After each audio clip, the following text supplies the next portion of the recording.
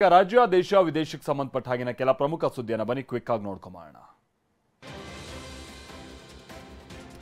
ಮಳೆಯಿಂದಾಗಿ ರಾಮ ಮಂದಿರ ಸೋರ್ತಾ ಇದೆ ಅಂತ ಶ್ರೀರಾಮ ಜನ್ಮಭೂಮಿ ಮಂದಿರದ ಪ್ರಧಾನ ಅರ್ಚಕ ಆಚಾರ್ಯ ಸತ್ಯೇಂದ್ರ ದಾಸ್ ಹೇಳಿಕೆಯನ್ನ ನೀಡಿದ್ದಾರೆ.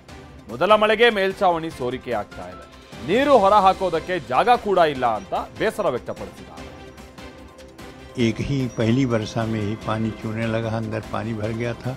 इस पर ध्यान देना चाहिए. पानी निकलने का जगह नहीं है और कल तक पानी ऊपर से चूता भी है. ಗುಜರಾತ್ನಲ್ಲಿ ಇಬ್ಬರು ಯುವಕರು ಉದ್ದಟತನ ಮೆರೆದಿದ್ದಾರೆ. ಅರಬ್ಬಿ ಸಮುದ್ರಕ್ಕೆ 2 ತಾರನ್ನ ತೆಗೆದುಕೊಂಡು ಹೋಗಿ ರೀಲ್ಸ್ ಮಾಡಿದ್ದಾರೆ. ಕಚ್ ಜಿಲ್ಲೆಯ ಮುಂದ್ರಾದಲ್ಲಿ ಘಟನೆ ನಡೆದಿದೆ. ರೀಲ್ಸ್ ಮಾಡ್ತಾ ಇದ್ದ ವೇಳೆ ದಿಢೀರನೆ ಅಲೆಗಳು ಅಪ್ಪಳಿಸಿದೆ. ನಂತರ ವಾಹನವನ್ನ ನೀರಿನಿಂದ ಹೊರತರೋದಕ್ಕೆ ಸಾಹಸ ಪಟ್ಟಿದ್ದಾರೆ. ವಿಡಿಯೋ ವೈರಲ್ ಆಗ್ತಾ ಇದ್ದಾಗೆ ಕಚ್ ಪೊಲೀಸರು ವಾಹನಗಳನ್ನು ಜಪ್ತಿ ಮಾಡಿದ್ದಾರೆ. ಇಬ್ಬರನ್ನು ಅರೆಸ್ಟ್ ಮಾಡಿದ್ದಾರೆ.